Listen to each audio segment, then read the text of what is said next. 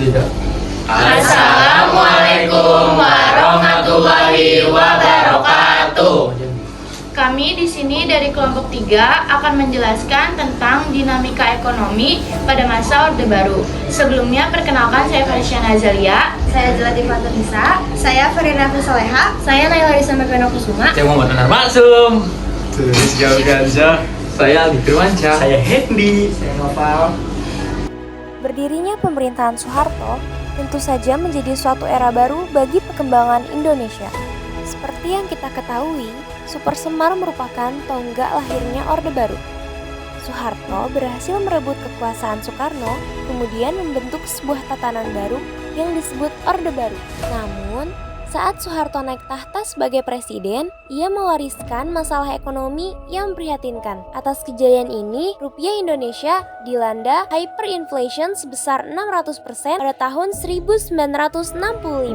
Lalu, apa sih tindakan yang dilakukan Soeharto? Soeharto menugaskan tim penasihat ekonominya yang terdiri atas 5 dosen Fakultas Ekonomi Universitas Indonesia untuk menyusun program stabilitas dan rehabilitasi yang dipimpin oleh Profesor Wijojo Nitisastro yang diberi julukan Mafia Berkeley.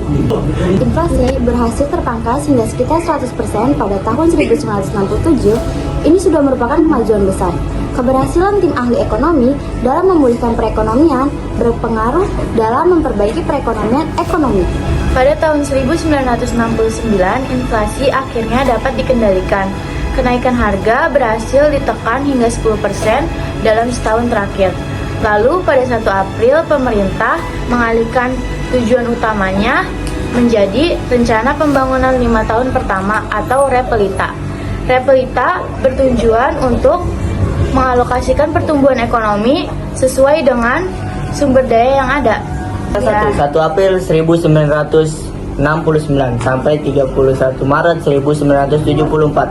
Sasaran utamanya adalah pangan, sadang, papan, penguasaan lapangan kerja.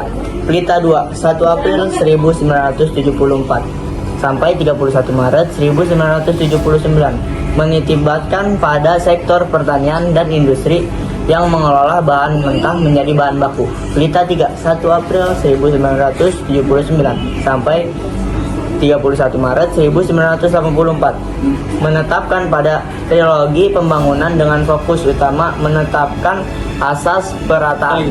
Pelita 4, 1 April 1984 sampai 31 Maret 1989 menitik beratkan fokus pada sektor pertanian menuju swasembada pangan dengan meningkatkan industri yang dapat menghasilkan mesin-mesin sendiri. Dan pelita 5, 1 April 1989 sampai 31 Maret 1994 menitik beratkan pada sektor pertanian dengan tujuan memantapkan swasembada pangan, meningkatkan produksi pertanian, menyerap tenaga kerja, dan mampu menghasilkan mesin-mesin sendiri dibarengi dengan pembangunan sektor industri. Pada 1 April 1994, pembangunan berfokus pada sektor ekonomi, industri, pertanian, dan pertumbuhan sumber daya alam manusia yang mumpuni agar menjadi negara yang maju. Pada awal tahun 1980, Indonesia mengalami pertumbuhan ekonomi yang pesat. Dari tahun 1971 sampai tahun 1981, tingkat pertumbuhan PDB berkisar di angka 7,7%. Pendapatan kebanyakan berasal dari minyak.